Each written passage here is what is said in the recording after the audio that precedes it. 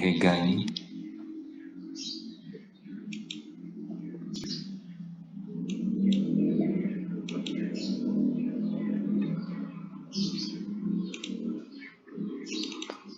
Kelompok 1 siapa saja?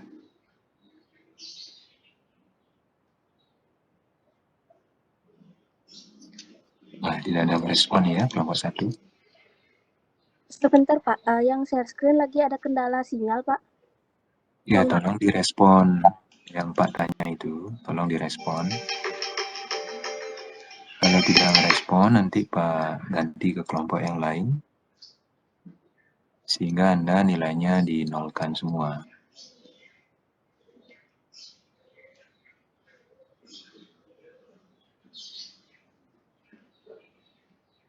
Apa PPT-nya sudah terlihat Pak?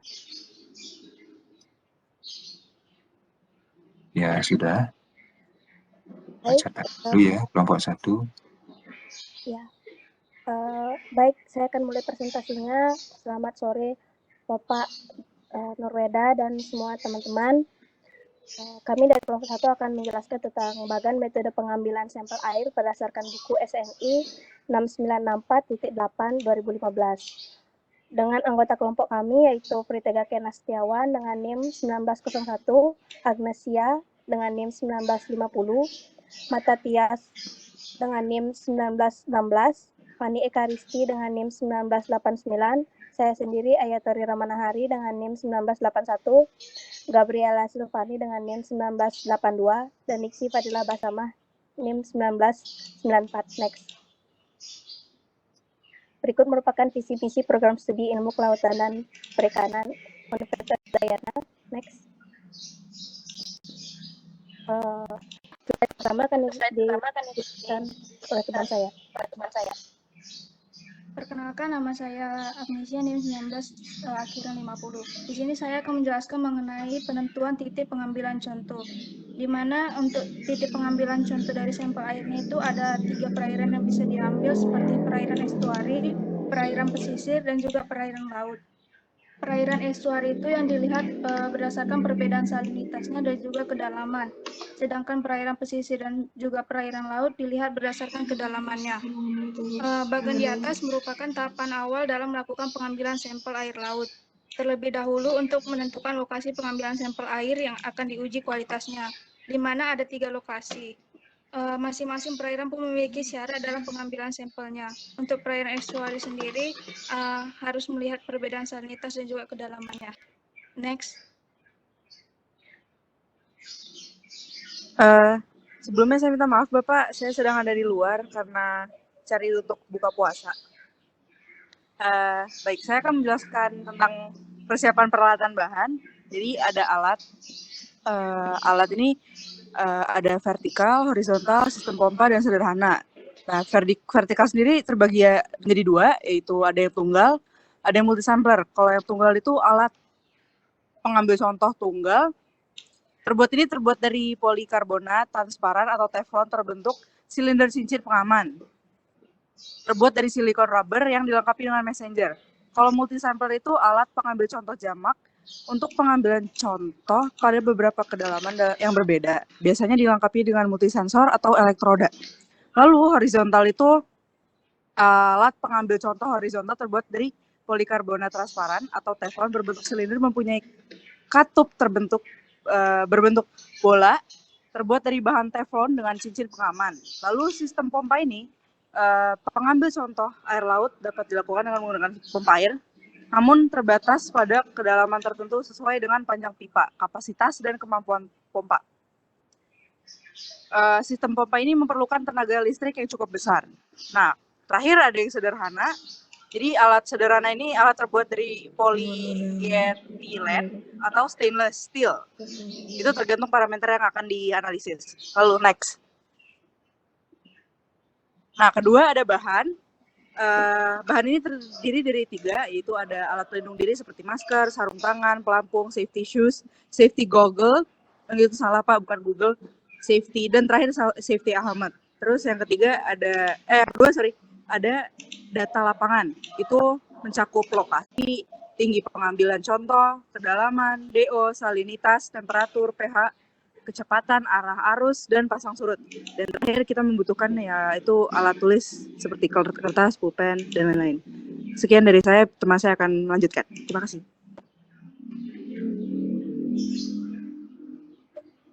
Perkenalkan, nama saya Fani Ekaristi dengan NIM 19 akhiran 089. Selanjutnya yaitu persiapan pengambilan contoh uji. Yang pertama yaitu mempersiapkan alat pengambil contoh uji yang bebas kontaminasi serta sesuai dengan contoh. Selanjutnya mempersiapkan bahan yang diperlukan yaitu bahan kimia sebagai pengawet, kertas saring ukuran pori 0,45 mm, aluminium foil, dan air laut buatan. Dan selanjutnya yaitu persiapan wadah contoh. Wadah contoh uji harus dipastikan bebas kontaminasi. Wadah pengambil contoh uji disesuaikan dengan jenis contoh dan parameter. Adapun parameter yang digunakan yaitu VOC, senyawa organik yang dapat diekstraksi, logam terlarut, BOD, COD, nutrien, anorganik non-logam, dan parameter biologi. Next. Selanjutnya yaitu pengambilan contoh uji sesuai parameter fisika, kimia, dan biologi. Untuk melakukan pengambilan contoh uji, ada beberapa parameter yang digunakan yaitu parameter fisika, kimia, dan biologi.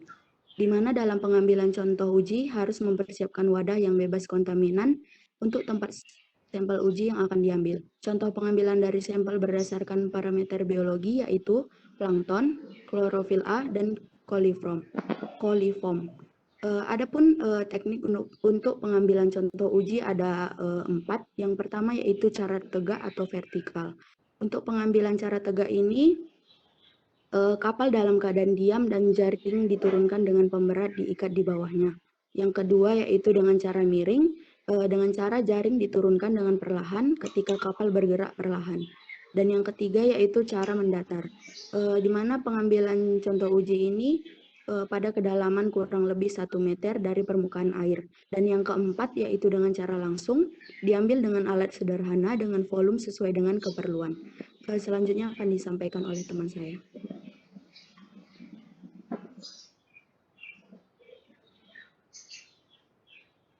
Perkenalkan, nama saya Peter Kena Setiawan dengan NIM 1901. Saya akan menjelaskan tentang penanganan contoh uji.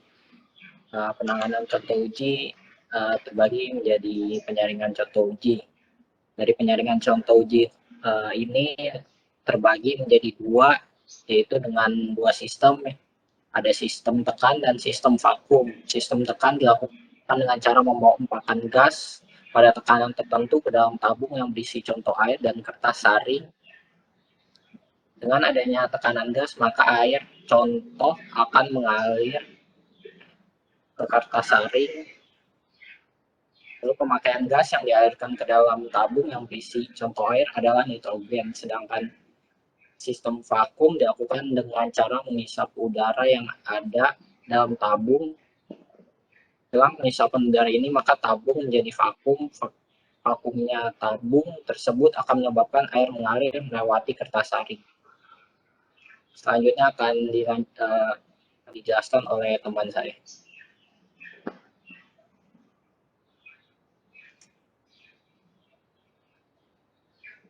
Baik, perkenalkan nama saya Ayatari Ramanahari dengan NIM 1981 akan menjelaskan tentang pengawetan contoh uji. Pengawetan contoh uji dibagi menjadi 2, yaitu parameter kimia dan parameter biologi.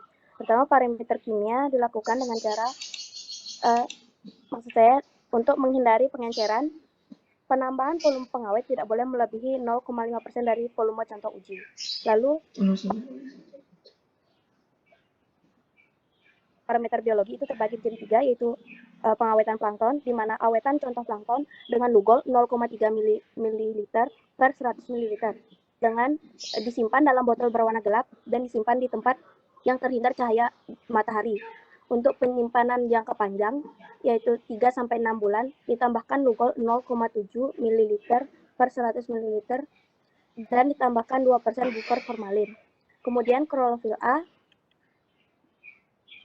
yaitu dengan menyaring dengan kertas saring berpori 0,25 mikrometer sesegera mungkin dan ditetesi dengan MgCO3 dan disimpan contoh uji dalam keadaan dingin kurang dari 0 derajat Celcius.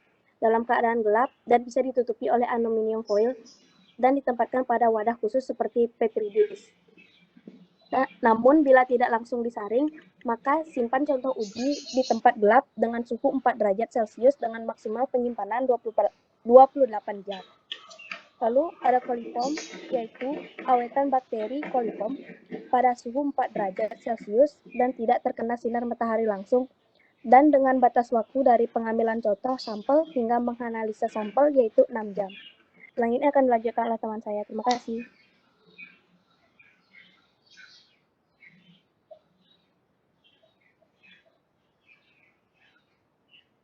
Silakan saya lanjutkan. Penyimpanan contoh uji penyimpanan dalam penyimpanan contoh uji ada pertimbangan dalam pemilihan wadahnya. Berikut pertama, wadah tersebut dapat menyerap zat-zat kimia dari bahan wadah seperti contoh misalnya bahan organik dari plastik, natrium, boron, dan silika dari gelas. Yang kedua, bahan tersebut dapat menyerap zat-zat kimia, contohnya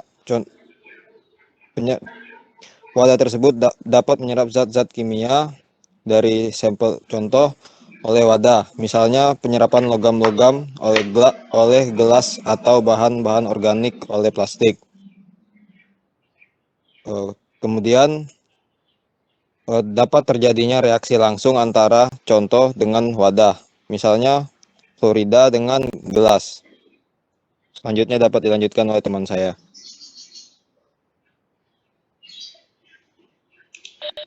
Setelah itu, tahapan selanjutnya dilakukan pengepakan dan pengujian contoh uji, di mana contoh uji yang sudah dilakukan pengambilan itu dilakukan dulu terlebih untuk pengujian parameter lapangan terhadap contoh uji tersebut, di mana adapun pengujian parameter lapangan yang digunakan pada contoh uji seperti pH, IHL, DO, dan juga suhu. Setelah itu dilakukan pengepakan dan pengangkatan contoh uji. Yang pertama itu memberikan identitas seperti nomor, lokasi, dan waktu pengambilan contoh untuk menghindari tertukarnya contoh uji. Setelah itu dilakukan yang kedua, menutup wadah contoh uji dan memasukkan ke dalam kotak yang telah dirancang khusus sehingga contoh uji aman selama pengangkutan. Selanjutnya akan dijelaskan oleh teman saya. Selanjutnya, perkenalkan saya Nixi Fadila bersama dengan NIM 19135111094.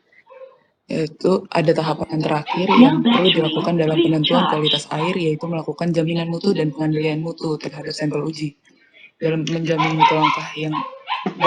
mutu, langkah yang diperlukan yaitu pertama-tama menggunakan alat gelas bebas kontaminasi dan alat ukur yang tak terkalibrasi, lalu dikerjakan oleh petugas pengambil sampel yang kompeten, menggunakan bahan kimia, lalu juga kontrol presisi dilakukan dengan pengambilan sampel duplikat. Yang pertama diambil dari titik yang sama pada waktu yang sesingkat mungkin. Lalu yang kedua, lakukan 5% sampai dengan 10% tiap batch atau minimal 1 tiap pengambilan sampel.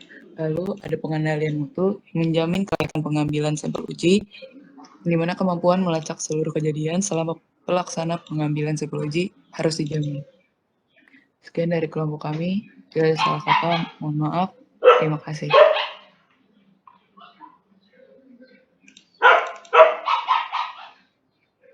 Baik, terima kasih kelompok 1. Pak Risa untuk tanya jawab nanti mungkin ya di akhir. Kita lanjut dulu ke kelompok 2. Silahkan kelompok 2.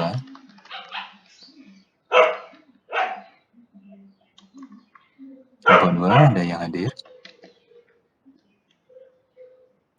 Baik Pak, izin share screen Pak ya. Ya, silakan.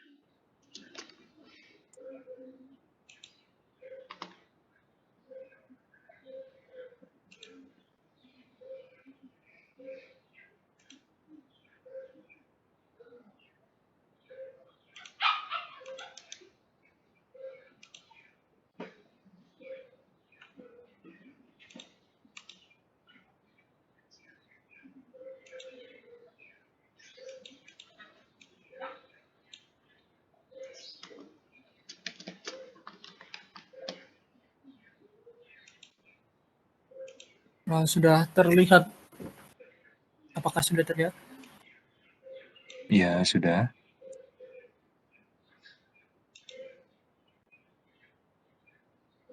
Baik, dari kelompok 2 akan menjelaskan tahapan kerja pengukuran kualitas air menurut SNI 19-6964.1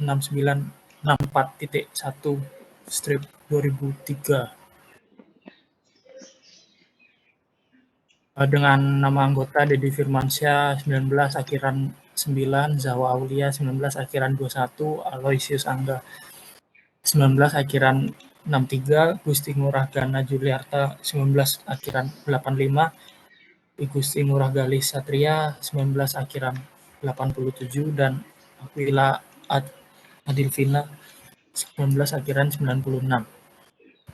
Berikut visi misi Fakultas Kelautan dan Perikanan Universitas Udayana, dan selanjutnya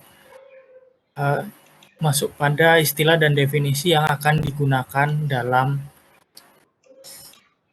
presentasi kali ini. Dipersilakan untuk teman saya melanjutkan. Terima kasih.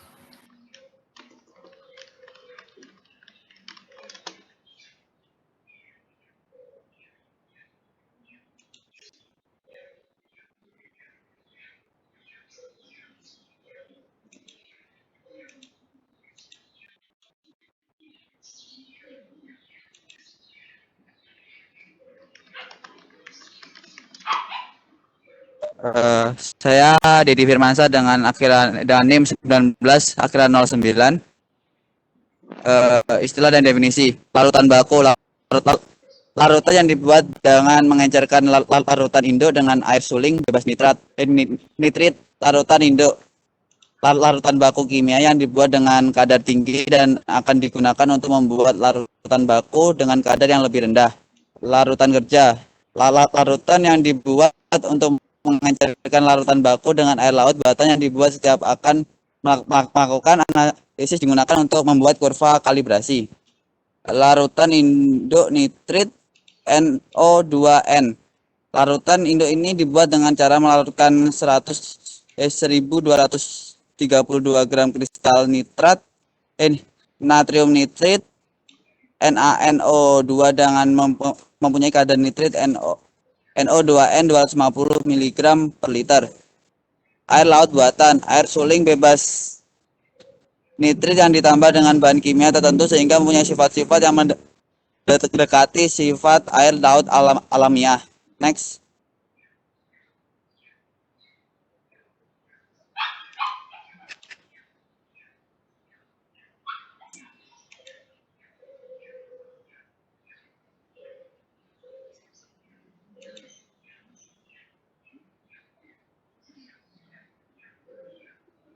Ya, Larutan blanco atau air suling bebas nitrit. Air suling yang tidak mengandung nitrit atau mengandung nitrit dengan kadar lebih rendah dari batas deteksi. Kertas saring bebas nitrit. Kertas saring yang bahan bakunya tidak mengandung nitrit dan nitrat, misalnya kertas saring yang terbuat dari selulosa asetat. Kurva kalibrasi. Grafik yang menyatakan hubungan kadar larutan kerja dengan hasil pembacaan absorbansi masuk yang merupakan garis lurus. Print sampel. Larutan baku dengan kadar tertentu. Spek matrix. Contoh uji yang diperkaya dengan larutan baku dengan kadar tertentu. CRM. Certificate Reservancy Reference Material. Bahan standar sertifikat yang tertelusur ke sistem nasional dan atau internasional. Selanjutnya bisa ditunjukkan oleh teman saya.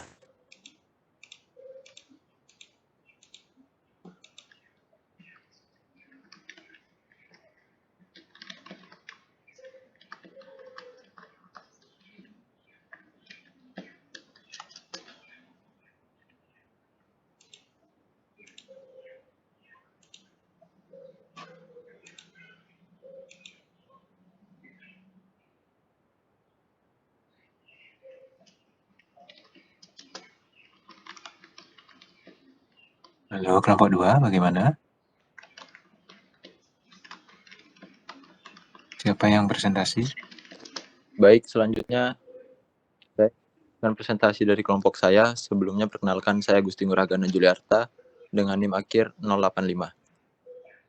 Selanjutnya pada bagian prinsip, senyawa nitrit dalam contoh uji air laut bereaksi dengan sulfanilamid dengan suasana asam menghasilkan senyawa diazonium yang sebanding dengan banyaknya senyawa nitrit dalam contoh uji. Senyawa diazonium tersebut kemudian bereaksi dengan N1-naftil etilediamin dihidroklorida atau NID dihidroklorida yang membentuk senyawa azo yang berwarna merah muda. Senyawa azo yang terbentuk ekivalen dengan banyaknya senyawa diazonium yang ekivalen dengan banyaknya nitrit dalam contoh. Warna merah muda yang terbentuk diukur absorbansinya dengan spektrofotometer pada panjang gelombang optimal di sekitar 545 nanometer. Terus pada penjelasan di samping yaitu ada suasana asam dengan 2 bagian uji air laut dan sulfanilamid yang kemudian menjadi diazonium ekivalen terhadap nitrit pada uji air laut. Selanjutnya azo berwarna merah muda dan ekivalen terhadap diazonium yang menghasilkan sebuah output. Bisa di next.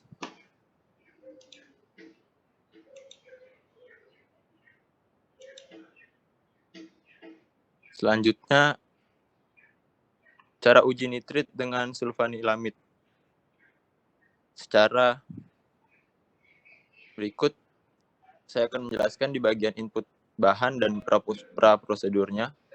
Pada bagian input bahan yaitu ada air suling bebas nitrit, ada air laut buatan, terus ada spektrofotometer, alat pengukur pH, serbuk natrium nitrit, labu ukur 50 mili, 100 mili, dan 1000 mili, kertas saring bebas nitrit pori 0,45 mikrometer, terus ada pipet ukur, ada larutan indikator DPD, gelas ukur 100 mili dan 200 mili, larutan pewarna, gelas piala 100 mili dan 1000 mili, larutan natrium oksalat, oven, desikator.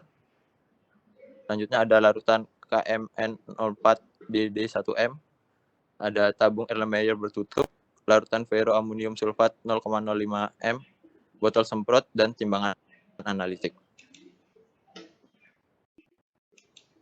Selanjutnya untuk tahap pra-prosedurnya, yang pertama ada persiapan dan pengawetan contoh uji, kemudian lanjutkan dengan pembuatan larutan induk nitrit NO2 N250 mg per liter. Selanjutnya pembuatan larutan baku nitrit NO2 N10 mg per liter, pembuatan larutan kerja NO2N, standarisasi larutan KMN 04 0,05 N, dan yang terakhir pembuatan kurva kalibrasi.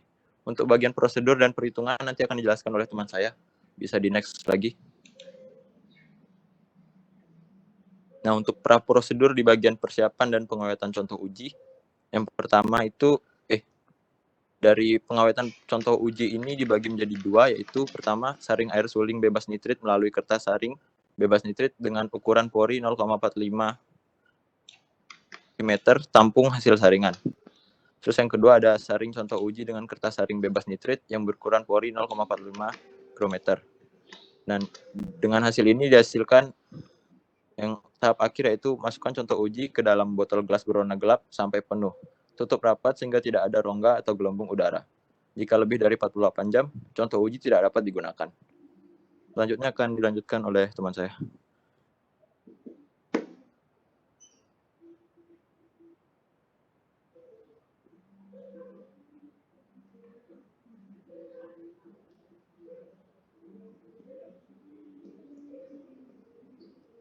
Baik, mohon izin untuk melanjutkan. Saya Roysius Angga dengan NIM akhiran 063. Berikut adalah pembuatan larutan induk nitrit.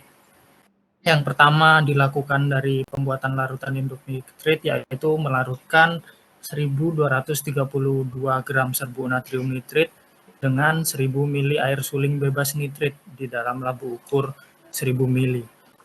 Kemudian setelah itu tercampur ditambahkan 1 mili CHCl3 untuk mengawetkan. Nah, itu adalah larutan induk nitrit.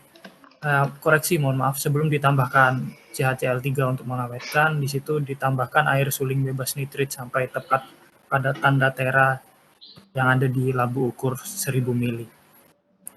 Kemudian selagi pembuatan larutan induk nitrit, ada pembuatan larutan induk yang dimulai dengan mengambil 50 mili KMNO 4 0,0 N ke dalam Erlenmeyer bertutup, kemudian ditambahkan 5 mili H2SO4, terus 50 mili larutan induk nitrit yang tadi sudah dibuat, kemudian NO2N dengan ujung pipet tercelup ke dalam larutan KMNO4. Setelah itu ditutup, dikocok, dan dipanaskan di atas pemanas listrik sampai temperatur 70-80 derajat Celcius. Kemudian diangkat dan ditambahkan 10 mili natrium oksalat 0,025 M untuk menghilangkan warna KMNO4. Jadi jika pembakuan dilakukan dengan larutan ferroamonium sulfat atau FAS, maka sebelum dititrasi ditunggu FAS bereaksi dengan KMNO4 selama 5 menit. Jika tidak dilakukan dengan FAS, melainkan dengan natrium oksalat seperti di langkah sebelumnya, langsung dilakukan titrasi kelebihan Na 2C2O4 dengan KMNO4 0,05 N sampai berwarna merah muda. Kemudian jadilah larutan baku nitrit.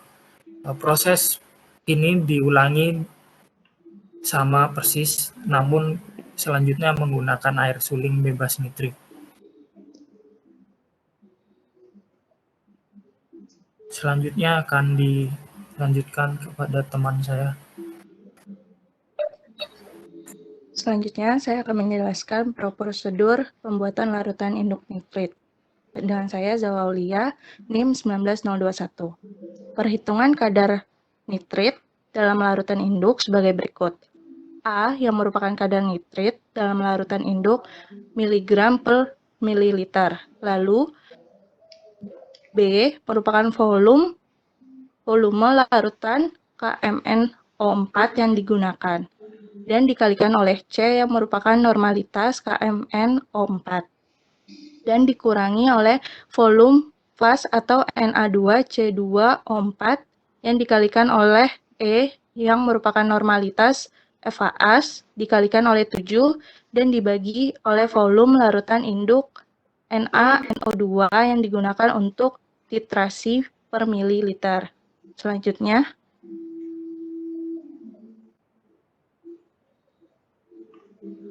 next.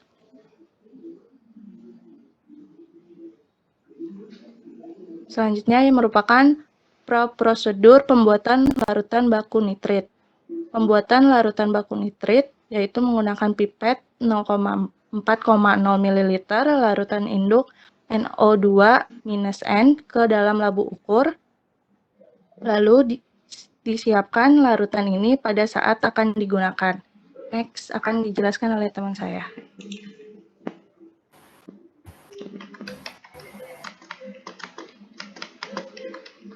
Ya. Kali ini saya akan melanjutkan masih bersama Aloysius Angga, yaitu prosedur pembuatan larutan kerja NO. Prosedur pembuatan larutan kerja NO menggunakan pipet menggunakan 10 mili larutan baku nitrit NO2N 10 mg per liter. Masing-masing tersebut dimasukkan ke dalam labu ukur 100 mili. Kemudian ditambahkan air laut buatan sampai tepat tanda tera sehingga diperoleh kadar nitrit NO yaitu 0,5, 0,1, 0,2, 0,5 dan 1,0. Ralat tadi 0,05 ya. Miligram per liter. Kemudian larutan ini disiapkan saat akan digunakan. Selanjutnya adalah standarisasi larutan KMNO4, yaitu dengan menimbang 100 sampai 200 mg Na2C2O4 bebas ke dalam air gelas kimia 400 ml. Kemudian ditambahkan 100 ml air suling berbasis bebas nitrit, diaduk hingga larut. Kemudian ditambahkan 100 ml air suling bebas nitrit, diaduk hingga larut, kemudian dipanaskan hingga temperaturnya 90 sampai 95 derajat Celcius.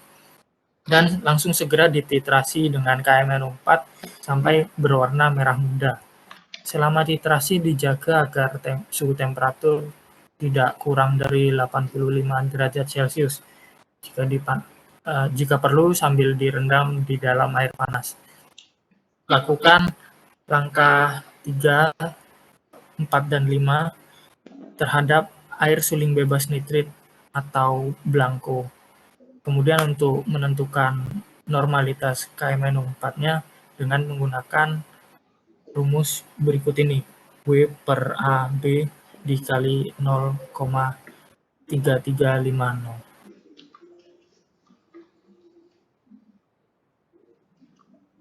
Selanjutnya yaitu pembuatan kurva kalibrasi. Spektrometer pertama-tama dioptimalkan sesuai dengan petunjuk penggunaan alat. Kemudian ke dalam 50 mili masing-masing larutan kerja ditambahkan 2 mili larutan pewarna. Kemudian diukur absorpsinya pada kisaran waktu antara 10 menit sampai 2 jam. Kemudian dibuat kurva kalibrasi dengan mengukur absorbansinya pada panjang gelombang optimal sekitar 543 nanometer. Selanjutnya akan dijelaskan oleh teman saya. Baik, terima kasih. Di sini perkenalkan, nama saya Aquila Adilvina dengan NIM 1996. Pada saat ini saya akan menjelaskan mengenai prosedur dari cara uji nitrit dengan sulfanilamid secara spektrofotometri. Untuk prosedur yang pertama yang dilakukan yaitu atur pH contoh uji antara 5 sampai 9 dengan menambahkan HCl atau asam klorida atau NH4OH atau amonium hidroksida. Selanjutnya, masukkan 50 ml contoh uji ke dalam Erlenmeyer 100 ml. Selanjutnya, tambahkan 2 ml larutan pewarna dan kocok. Selanjutnya, ukur absorbansinya pada kisaran waktu antara 10 menit sampai 2 jam setelah penambahan larutan pewarna. Setelah selesai, dapat melakukan pengukuran blanko dengan memasukkan 50 ml air laut buatan ke dalam Erlenmeyer 100 ml. Selanjutnya, dapat melakukan langkah 3 dan 4 pada cara kerja di atas. Untuk kontaminasi pada kertas saring, dapat memasukkan 50 ml blanko penyaringan pada langkah 3 dan 4A ke dalam Erlenmeyer 100 ml.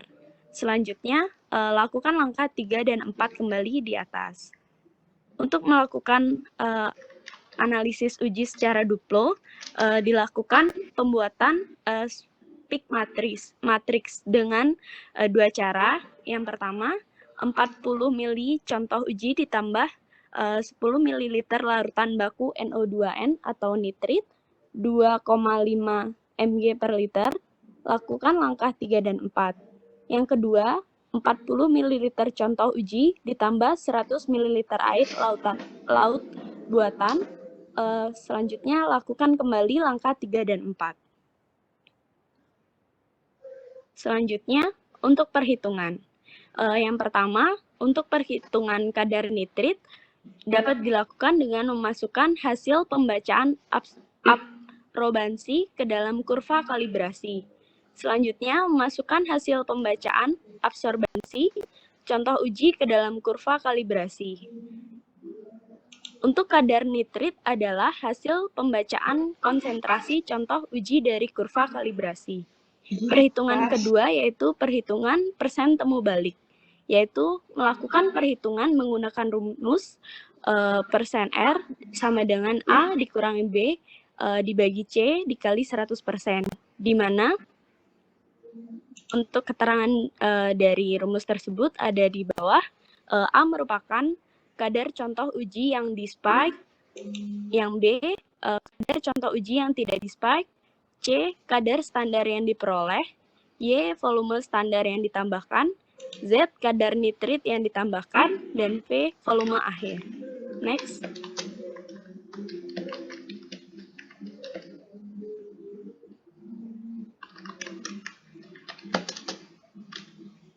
Baik, untuk selanjutnya akan dipaparkan oleh rekan saya. Terima kasih. Perkenalkan, nama saya Zawa Aulia dengan NIM 19021 akan menjelaskan mengenai jaminan mutu dan pengendalian mutu. Jaminan mutu yaitu menggunakan bahan kimia yang berkualitas, alat gelas bebas kontaminasi, alat ukur yang terverifikasi, air laut buatan untuk pembuatan blanko dan larutan kerja, dan dilakukan analisis dalam jangka waktu yang tidak melampaui waktu penyimpanan maksimum.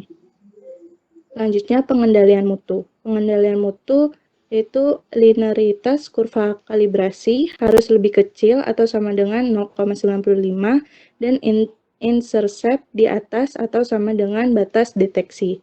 Lalu dilakukan analisis blanko untuk mengontrol kontaminasi. Kadar nitrit dalam larutan blanko harus di bawah batas deteksi. Dan yang terakhir, lakukan analisis Duplo untuk mengontrol ketelitian analisis. Perbedaan hasil analisis Duplo di bawah 20%. Selanjutnya, next.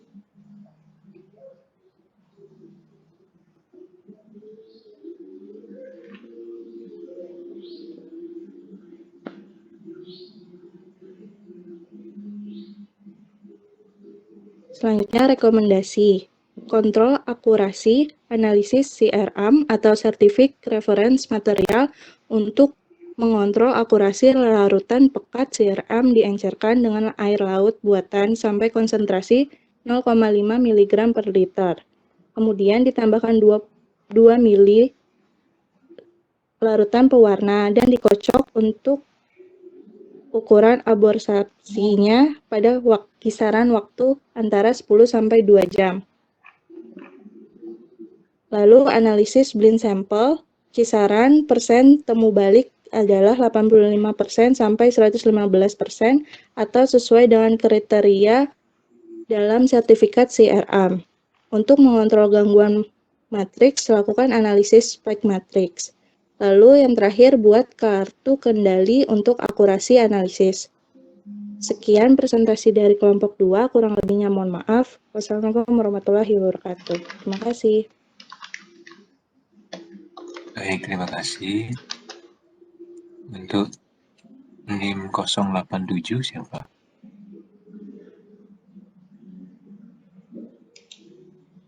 Izin menjawab Bapak. NIM 087 dari kelompok kami atas nama Galih Pak, Gali Mahadika. Tidak presentasi ya? Tidak Pak. Baik. Berikutnya silakan kelompok 3. Baik Bapak, izin share screen. Ya, silakan.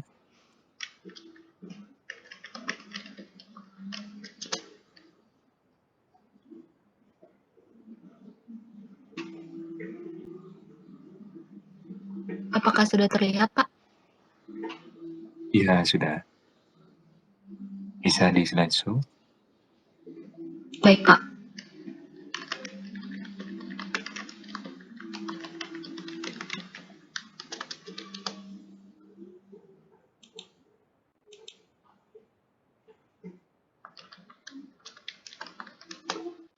Baik, selamat malam Pak. Apakah suara saya terdengar?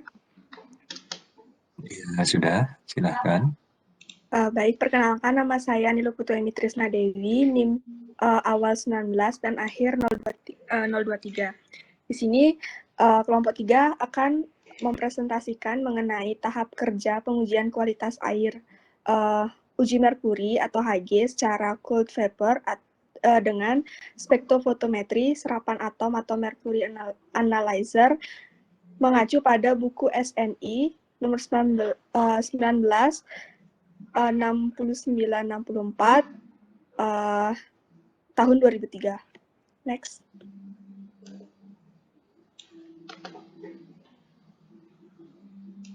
Berikut merupakan anggota kelompok kami yang bisa tertera pada slide dan nanti akan memperkenalkan dirinya pada saat pemaparan materi.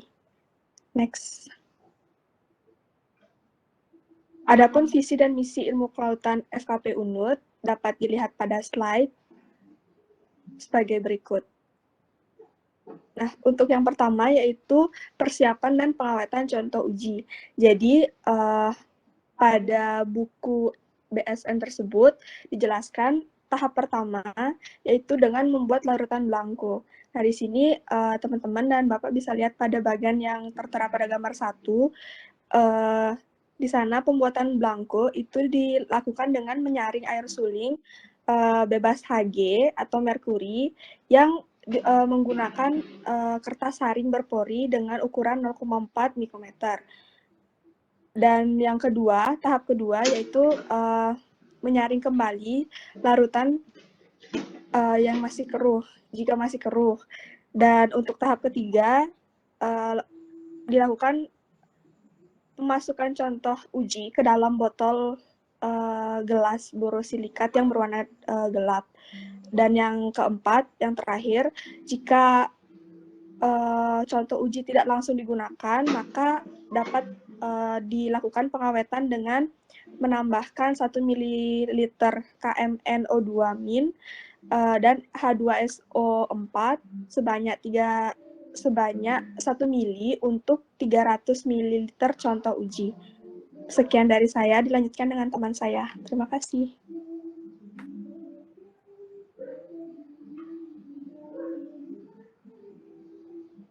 Baik, terima kasih. Perkenalkan, nama saya Dewayu Widyani Widulestari dengan NIM awal 19 dan NIM akhir 25. Selanjutnya, saya akan menjelaskan tentang persiapan pengujian, di mana persiapan pengujian pertama itu ada pembuatan larutan induk merkuri dengan Hg 1000 mg per liter. Mungkin bisa dilihat dengan bagan di samping gambar 2, itu merupakan tahap-tahap pembuatan larutan induk merkuri, di mana tahapan pertama itu larutan merkuri 0,1354 gram serbuk merkuri klorida dengan Hg HCl dengan 70 ml air suling bebas merkuri di dalam labu 1000,0 ml. Kemudian ditambahkan dengan 1 ml HNO3 pekat. Kemudian selanjutnya tambahkan air suling bebas merkuri sampai tepat pada tanda tera. Next. Kemudian persiapan pengujian kedua yaitu pembuatan larutan baku merkuri Hg 10 mg per liter. Di mana tahap pertama itu larutan baku merkuri diambil dengan pipet sebesar 1,0 ml larutan induk 1000 mg Hg per liter ke dalam labu ukur 1000,0 ml yang telah berisi lebih kurang 50 ml air. Kemudian ditambahkan dengan 1 ml HNO3 pekat dan setelah ditambahkan kemudian larutan tersebut harus ditempatkan sampai dengan tanda tera dengan air suling bebas merkuri. Bagan tahapannya bisa dilihat di gambar 3 di samping. Next. Nah, yang ketiga itu ada persiapan pengujian dalam pembuatan larutan baku merkuri dengan Hg 100 mg per liter. Di mana pada tahap pertama di pipet 1,0 ml larutan baku dengan 10 mg Hg per liter ke dalam labu ukur 100,0 ml yang telah terisi lebih kurang itu 50 ml air suling bebas merkuri. Kemudian ditambahkan dengan 1 ml HNO3 pekat dan larutan tersebut juga harus tepat pada sampai dengan tanda tera dengan air suling bebas merkuri. Tahapan ini bisa dilihat dengan gambar di samping pada gambar 4. Next. Yang keempat itu persiapan pengujian pada pembuatan larutan kerja. Di mana larutan kerja itu di pipet 0, yaitu ada 0, 1,0, 2,0, 3,0, 4,0, 5,0 ml larutan baku merkuri dengan Hg 100 mg per liter masing-masing ke dalam labu ukur 50,0 ml. Kemudian ditambahkan dengan 1 ml HNO3 pekat dan larutan tersebut harus tepat dengan air suling bebas merkuri sampai dengan tepat pada tanda tera, sehingga diperoleh kadar merkuri Hg sebesar 0, 2, 4, 6, 8, dan 10. Untuk bagan tahapannya bisa dilihat pada gambar di samping, yaitu gambar 4. Untuk materi selanjutnya akan dijelaskan oleh teman saya. Terima kasih. Selanjutnya ada prosedur. Sebelumnya, perkenalkan nama saya Kadek Beni Wirayuda, NIM 19071. Yang pertama adalah memasukkan 50 ml contoh uji ke dalam tabung reaksi 100 ml. Yang kedua, ditambahkan 2 ml asam sulfat atau H2SO4P. Selanjutnya, yang ketiga, tambahkan 2 ml asam nitrat pekat atau HNO3P sambil dikocok perlahan-lahan. Selanjutnya, tambahkan 10 ml kalium permanganat 5% sampai warna kalium permanganatnya tersebut tidak hilang. Selanjutnya, tambahkan 2 ml kalium persulfat atau K2S2O8 sebanyak 5%. Lalu panaskan air menggunakan water bed pada temperatur kurang lebih 90 derajat Celcius selama 2 jam. Lalu dinginkan, kemudian tambahkan hidroksalida sampai warna kalium permanganatnya tersebut hilang. Selanjutnya, yang ke-8 tetapkan volume akhir sama dengan volume akhir deret standar di atas dengan menambahkan air suling bebas merkuri. Setelah tersebut, contoh itu akan diukur. Lalu, pengukuran belangko 50 ml air suling bebas merkuri, di mana dilakukan dengan mengulangi langkah kedua sampai dengan langkah ke-9, sampai contoh uji siap diukur. Lalu dikontrol kontaminasi dilakukan dengan langkah kedua sampai dengan langkah ke-9 terhadap 50 ml belangko penyaringan pada langkah pertama pada persiapan dan pengawetan contoh uji. Selanjutnya, melakukan analisis secara duplo. Analisis secara duplo dilakukan untuk melihat perbandingan antara penelitian 1 dan penelitian 2-nya. Selanjutnya, pembuatan spek matriks terdiri dari 2, yaitu 48 ml contoh uji ditambahkan 2 ml larutan baku sebanyak 100 mikrogram per liter. Ini dilakukan dari langkah 2 sampai langkah 9. Yang kedua, 48 ml contoh uji ditambahkan 2 ml air suling bebas merkuri. Sama juga dengan langkah 2 sampai dengan langkah 9. Selanjutnya akan dijelaskan oleh rekan saya.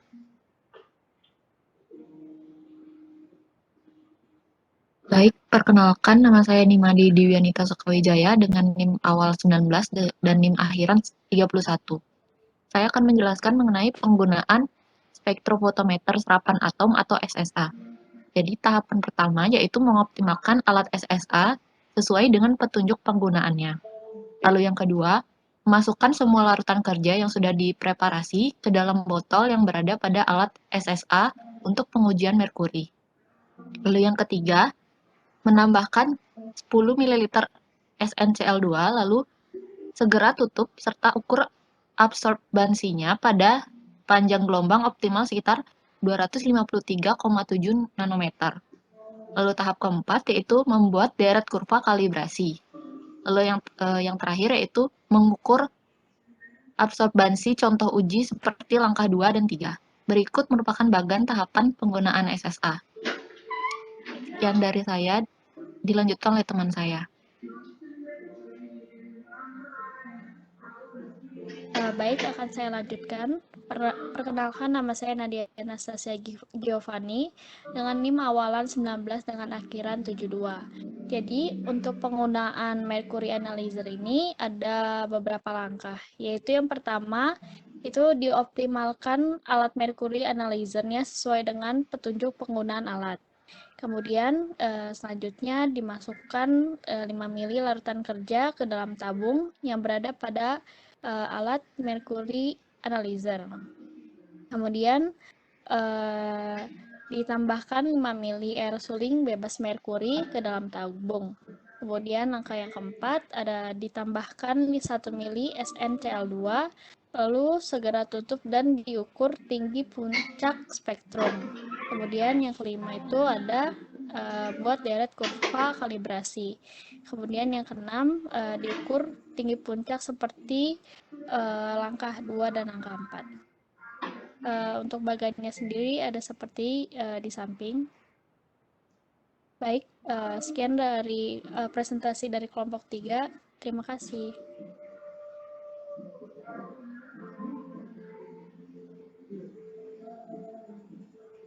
Baik, kelompok 3 hanya 5 orang ya? Halo, kelompok 3.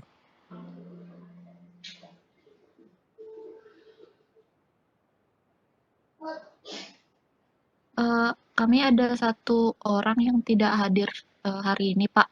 Coba kembali ke slide nomor 2 yang ada nama kelompok.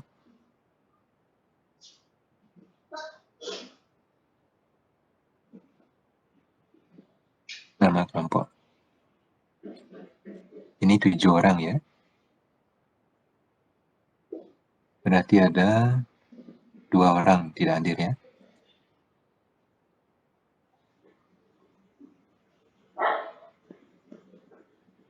Empat 3 dan 93 ini ya.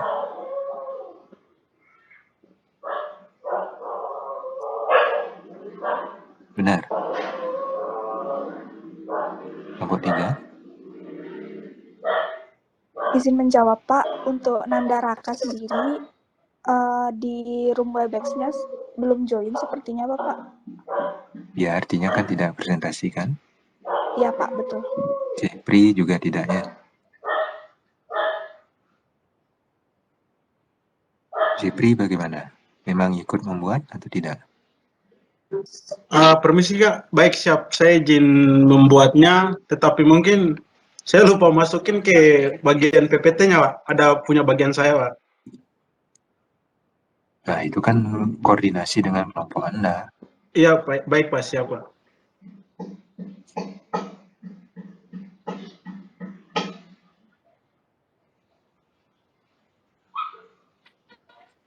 Oke, berikutnya kelompok 3. Berarti ada 2 orang tidak presentasi ya. Berikutnya silahkan kelompok 4. Kelompok 3 silahkan ditutup.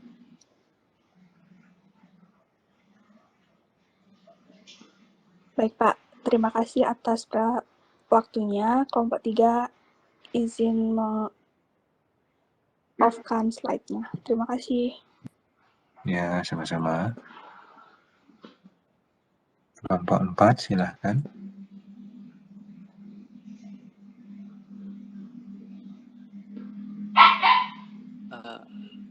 Mohon tunggu sebentar Pak, sedang screen sharing.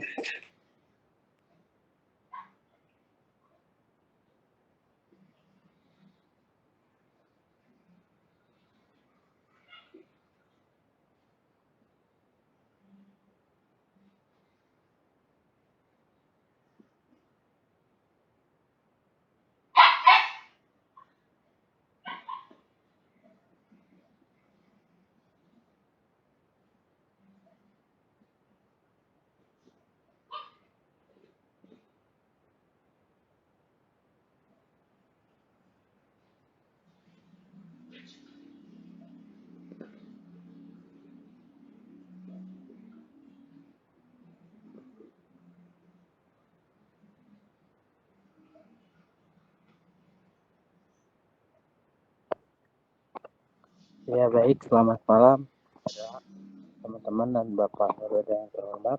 Kami dari kelompok 4 ingin mempresentasikan hasil kerja kelompok kami kualitas air laut cara uji artemia NH3N dengan biru interval secara spektrometrik. Next.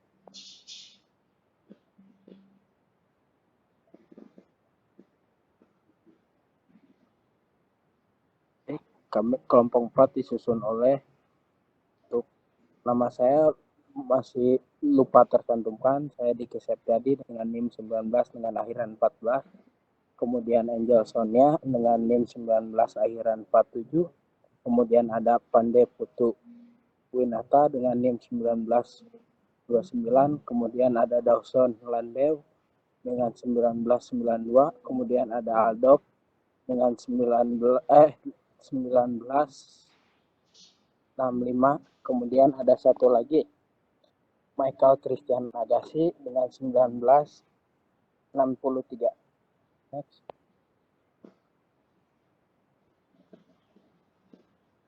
Sebentar, yang terakhir siapa? Michael Christian 64 Pak. 063 ya?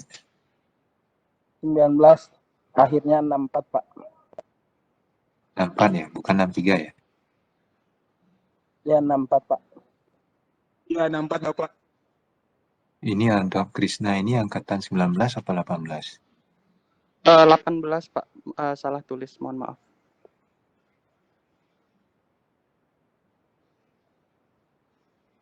Oke, silakan dilanjut.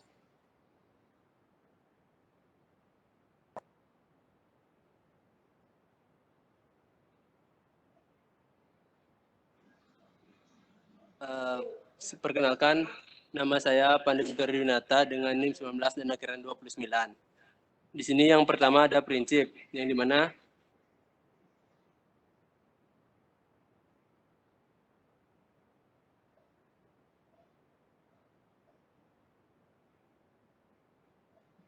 dalam senyawa monokloramin yang terbentuk ekivalen dengan kadar amonia dalam contoh uji. Dengan adanya senyawa fenol dan hipoklorit berlebihan, akan menghasilkan senyawa indofenol yang berwarna biru. Kemudian warna biru yang terbentuk diukur absorbansinya pada panjang gelombang optimal sekitar 640 nanometer. Kemudian bahan yang digunakan yaitu yang pertama ada air suling bebas amonia, yang dimana pertama memasukkan 500 ml air suling dan 15 ml NaOH, 0,5 natrium, dan 1 gram K2S2O8 ke dalam labu destilasi. Kemudian pasang kondensor, kemudian didihkan selama 15 menit, tampung destilat sampai volume air di dalam labu destilasi sekitar 150 ml. Kemudian simpan dalam botol gelas bertutup tebal. Selanjutnya, air laut buatan. Larutkan 31 gram NaCl, 10 gram MgSO4, kemudian 0,05 gram natrium klorida 3 dan H2O dengan 800 ml air suling bebas amonia dalam labu ukur sekitar 1 liter atau 1000 ml. Kemudian tepatkan sampai tanda tera. Simpan dalam botol gelas. Selanjutnya akan dilanjutkan oleh teman saya.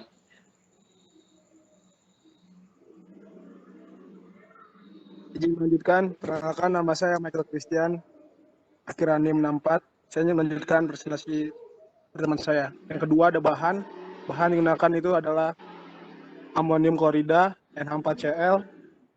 Lalu ada kertas saring bebas amonia berukuran pori 0,45 mikrometer. Lalu ada larutan fenol 10 gram fenol, C6H5OH dilarutkan dalam etil alkohol, CH3OH sampai 100 ml dan dilakukan di lemari asam. Larutan ini stabil selama 1 minggu. Lalu ada larutan natrium nitroprusid 0,5%, yaitu larutkan 0,5 gram natrium nitroprusid dalam 100 ml air suling bebas amonia. Lalu disimpan di dalam botol gelap dan larutan ini dapat stabil selama 1 bulan. Kemudian ada larutan alkalin sitrat yang dibuat larutkan 20 gram trisodium sitrat dan 1 gram NaOH dalam air suling bebas amonia sampai 100 ml. Lalu ada larutan natrium hipoklorit 5%. Kemudian ada larutan oksidator, yaitu campur 100 ml larutan alkalin sitrat dengan 25 ml larutan natrium hipoklorit. dan ini dibuat pada saat akan digunakan. Terima kasih. Lanjutkan oleh teman saya.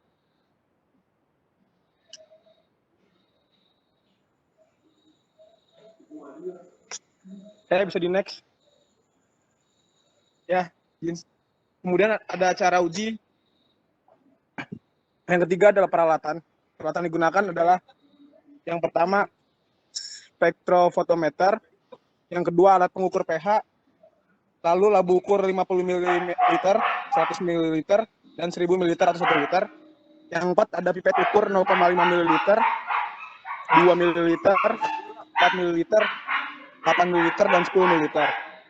Lalu ada gelas ukur 100 ml dan 200 ml.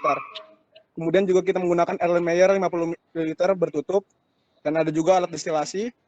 Kemudian timbangan analitik, botol semprot, oven, dan desikator.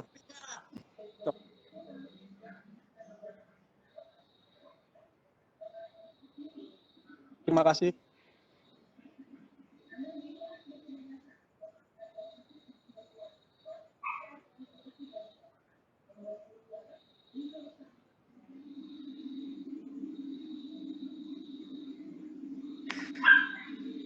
Terima kasih atas waktunya. Perkenalkan, nama saya Dosen Lindel, NIM 19 akhir 92.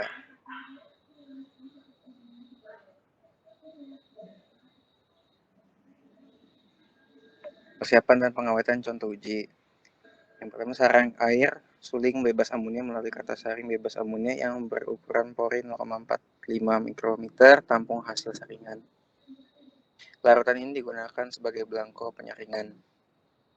Saring kontrol uji dengan kertas saring bebas amonia yang berukuran pori 0,45 mikrometer. Lalu masukkan contoh uji ke dalam botol bebas amonia. Lalu apabila tidak dapat segera dianalisis, maka contoh uji diawetkan dengan H2SO4 sampai pH-nya di bawah 2 dan disimpan pada temperatur 4 derajat Celcius tidak lebih dari 28 hari. Jika akan dianalisis, contoh uji harus dalam pH netral.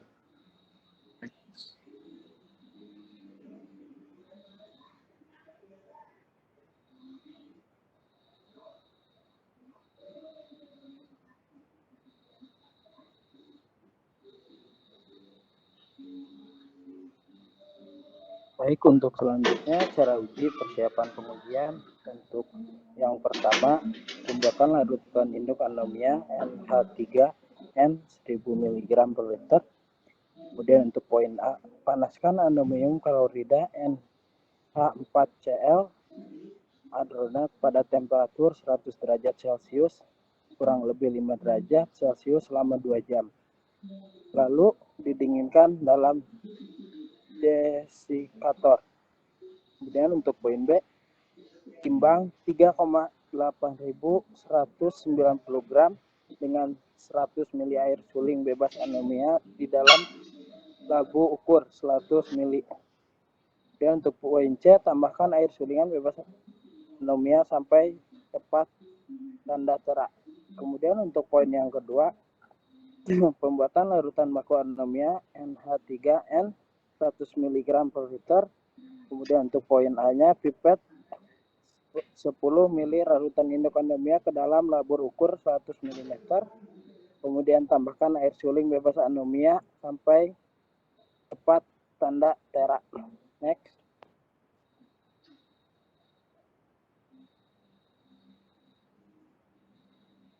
Kemudian untuk poin yang ketiga, pembuatan larutan kerja anomia, pipet 0,0, kemudian 1,0, 2,0, 3,0, 4,0, 8,0, 10,0 mili. Larutan baku anomia NH3N 10 mg per liter masing-masing ke dalam labu ukur 50 mili. Dan tambahkan air larutan buatan sampai tepat tanda tera sehingga diperoleh kadar anomia NH3N 0,00, 0,20, 0,40, 0,60, 0,80, dan 1,60. 2,00 mg per liter. Next.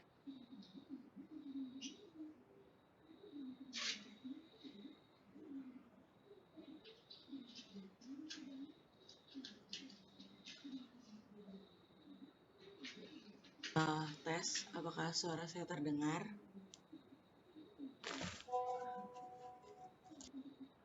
Ya, kecil tapi. Oke. Selanjutnya adalah pembuatan kurva kalibrasi. Itu stepnya diawali dengan dioptimalkan alat spektrofotometer sesuai dengan petunjuk pengguna alat. Lalu Agak dibesarkan sedikit ya. Halo Pak. Ya, tadi kurang keras.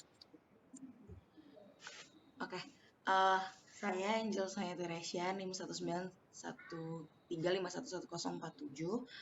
akan melanjutkan presentasi. Selanjutnya adalah persiapan pengujian. Tahap keempat itu adalah pembuatan kurva kalibrasi. Yang pertama adalah dioptimalkan alat spektrofotometer sesuai dengan petunjuk pengguna alat. Lalu dimasukkan 25 ml larutan kerja dan dimasukkan ke dalam Erlenmeyer 50 ml. Lalu ditambahkan 1 ml larutan fenol kemudian dikocok. Lalu ditambahkan 1 ml larutan natrium nitropuspit kemudian dikocok. Lalu ditambahkan 2,5 ml larutan oksidator. Selanjutnya ditutup Erlenmeyer dan disimpan di ruang gelap pada temperatur 20 sampai 27 derajat Celcius selama minimal 1 jam. Warna larutan akan stabil selama 24 jam.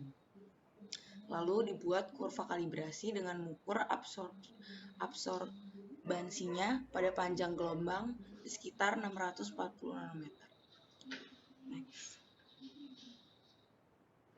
Next. Nah, ini adalah bagian tahap kerja dari persiapan dan pengujian. Di bagian tahap kerja ini itu di ini tidak terlalu kelihatan ya. Dia nggak terlalu besar dibuatnya, tapi itu isinya sama seperti yang tadi sudah dijelaskan dari persiapan dan pengawetan contoh uji sampai persiapan pengujian dari tahap pembuatan larutan induk amonia sampai pembuatan kurva kalibrasi. Next.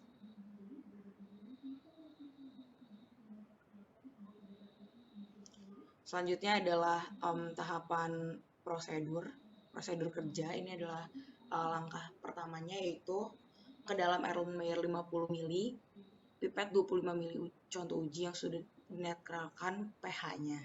Dimasukkan 25 ml pipet contoh uji yang sudah dinetralkan pH-nya ke dalam Erlenmeyer 50 ml. Lalu ditambahkan 1 ml larutan fenol kemudian dikocok. Kemudian ditambahkan lagi 1 ml larutan natrium nitropuspit kemudian dikocok lagi. Lalu ditambahkan 2,5 ml larutan oksidator, kemudian ditutup Erlenmeyer dan disimpan di dalam ruangan yang temperaturnya 22 sampai 27 derajat Celcius minimal 1 jam.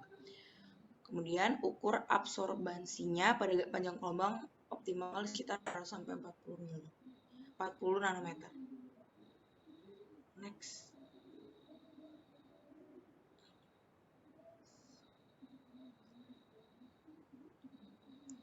Selanjutnya akan dilanjutkan oleh teman saya.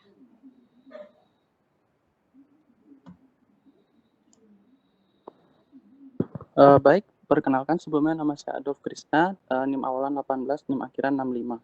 Saya akan menjelaskan tentang cara uji prosedur, yang dimana yang pertama adalah lakukan pekerjaan contoh uji secara duplo, lalu ada lakukan pengukuran blanko ke dalam Erlenmeyer sebanyak 50 ml dengan pipet 25 ml air laut buatan, lalu lakukan dengan langkah B sampai G. Lalu untuk kontrol kontaminasi pada kertas saring ke dalam Erlenmeyer 50 ml, pipet 25 ml blanko penyaringan pada langkah A, lakukan langkah B sampai dengan langkah G. Lalu ada pembuatan spike matrix dengan 15 ml contoh uji ditambah 10 ml larutan kerja 2 mg per liter. Lakukan langkah B sampai dengan G dengan kadar standar yang diperoleh 0,8 mg per liter. Lalu 15 ml contoh uji ditambah dengan 10 ml air laut buatan. Lakukan langkah B sampai dengan langkah G. Next.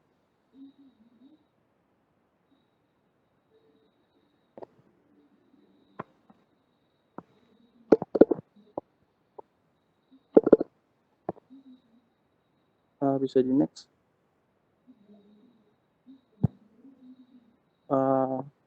Baik, pada bagian tahap kerja prosedur sama seperti penjelasan yang tadi. Bisa di next.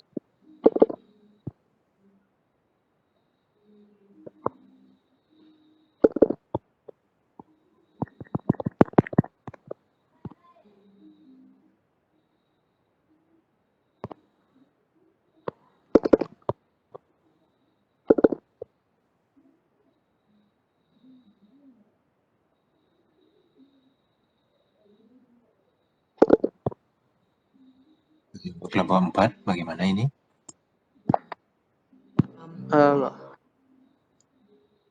Baik, lanjut untuk cara uji perhitungan dengan menghitung kadar amonia. Yang pertama, masukkan hasil pembacaan absorbansi larutan blanko ke dalam kurva kalibrasi, lalu masukkan hasil pembacaan absorbansi larutan dengan contoh uji ke dalam kurva kalibrasi. Lalu ada kadar amonia adalah hasil pembacaan kadar larutan dengan contoh uji dari kurva kalibrasi. Yang kedua ada menghitung persen temu balik dengan persen recovery dengan persen R dengan rumus persen R sama dengan A min B dibagi C dengan dikali 100%. Di next.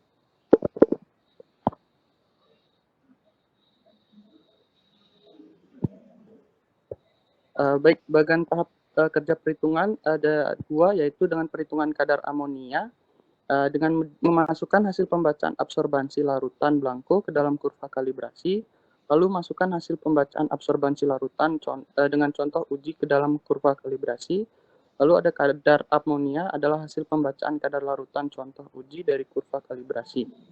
Lalu yang kedua ada perhitungan persen temu balik, di mana memasukkan kadar contoh uji yang di spike, lalu dikurangi dengan kadar contoh uji yang tidak di spike. Bilangan dibagi dengan kadar standar yang diperoleh, kemudian hasilnya dikali dengan 100%. Oke, di next. Baik, sekian presentasi dari kelompok 4. Mohon maaf jika ada kata. Terima kasih.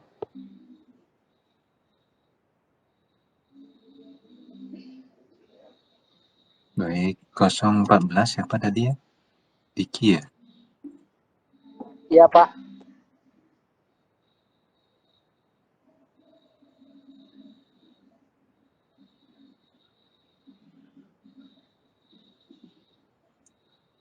Oke. Baik, mungkin Pak komentari dulu secara sekilas ya dari 4 kelompok yang sudah maju. Jadi yang pertama ada beberapa kelompok yang masih berupa ini ya, tahapannya berupa kata-kata, masih berupa bukan berupa bagan. Jadi yang sesuai petunjuk pada saat pertemuan sebelumnya, di sana kan diberi catatan khusus Anda harus membuat bagan. Nah, ada beberapa bagan yang ditampilkan, cuman kadang bagannya terlalu kecil. Nah, itu yang agak sulit untuk dibaca. Jadi sesuaikan ya antara lebar slide dengan kebutuhan bagan. Kalau memang tidak cukup, mungkin bisa dilanjutkan ke slide berikutnya. Nah, kemudian pada saat Anda menjelaskan, ya bagan itu yang dijelaskan dengan kata-kata tadi yang ada di slide. Itu yang nantinya akan membuat slide Anda lebih menarik.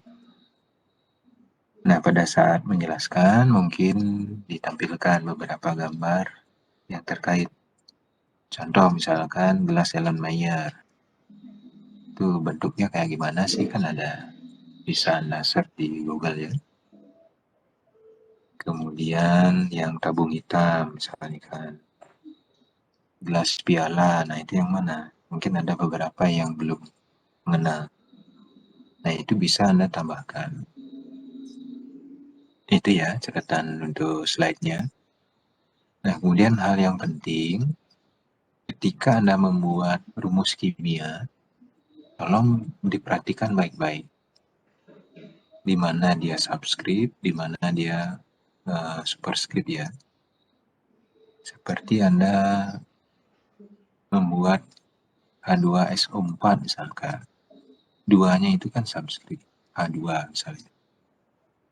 Jangan disamakan sejajar H dengan 2-nya itu. Nah, itu salah sudah penulisan rumus kimia. Saya rasa di oceanografi kimia kan sudah disampaikan itu. Jadi Anda harus hati-hati ya. Beda artinya H2 dengan H2 yang subscript ya, subscript. 2-nya itu subscript.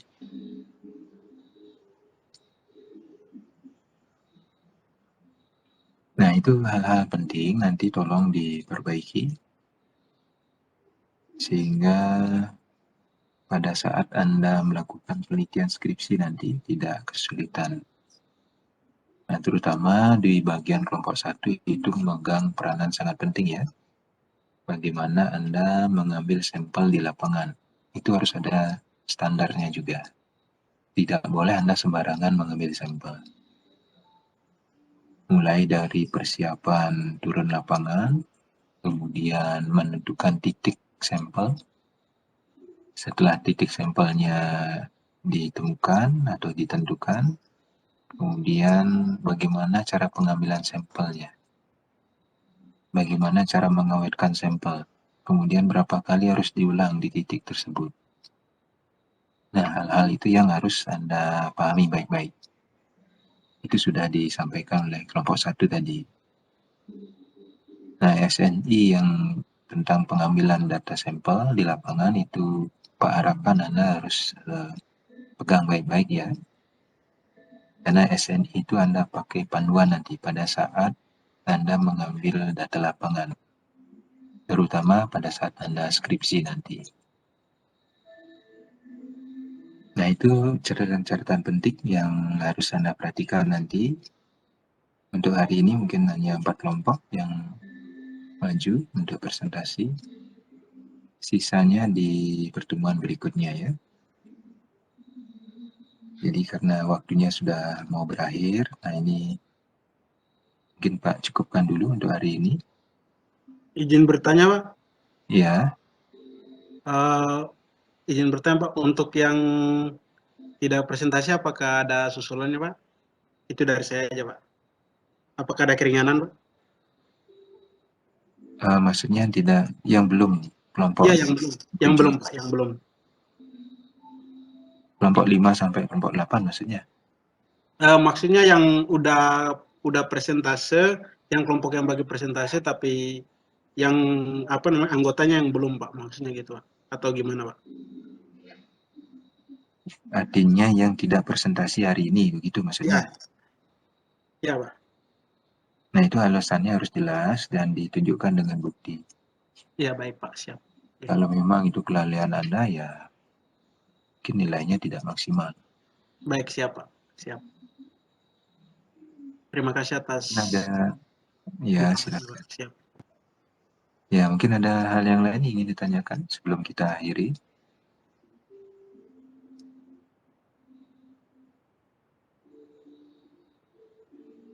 Baik, kalau tidak, mungkin Pak akhiri sampai sini dulu ya. Sampai jumpa di pertemuan berikutnya. Jadi jaga kesehatan, selamat petang ya. Terima kasih semuanya. Terima kasih Bapak. Terima kasih, Pak. Terima kasih Bapak, selamat malam Pak. Terima kasih Pak. Terima kasih, Pak.